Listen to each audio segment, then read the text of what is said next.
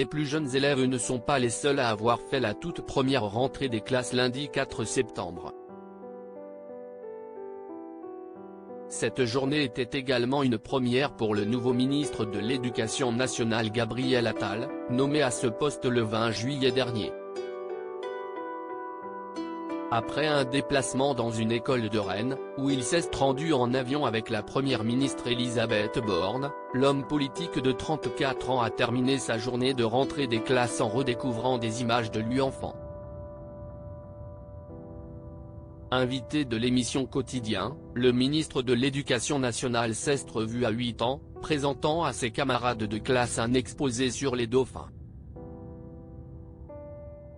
Notre enseignante avait filmé tous les exposés et avait ensuite donné les cassettes à nos parents, si est très sympa, a précisé l'homme politique qui a fait toute sa scolarité dans le privé pour expliquer l'existence de ces images.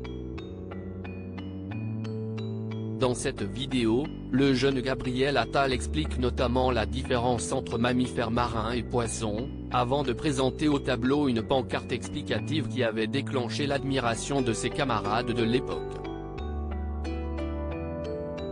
Qui sont les ministres du gouvernement Borne 3.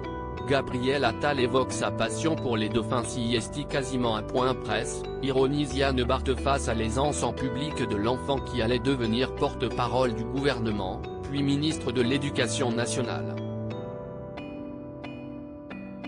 Vous vous teniez déjà comme un leader, on sent que vous avez ça dans la peau, abonde ensuite, plus premier degré, le chroniqueur Julien Bellevert à l'attention d'un Gabriel Attal visiblement flatté du compliment. J'avais une passion pour les dauphins, et j'avais envie de partager ma passion avec mes camarades, justifie alors le ministre de l'Éducation nationale. Cette séquence plutôt légère a fait suite à un échange tendu entre Gabriel Attal et le journaliste Jean-Michel Apathy, qui rejoint cette saison l'équipe de l'émission Quotidien, sur la question des finances publiques. Gabriel Attal était le ministre délégué chargé des comptes publics jusqu'au 20 juillet dernier. Crédit photo, capture d'écran TMC.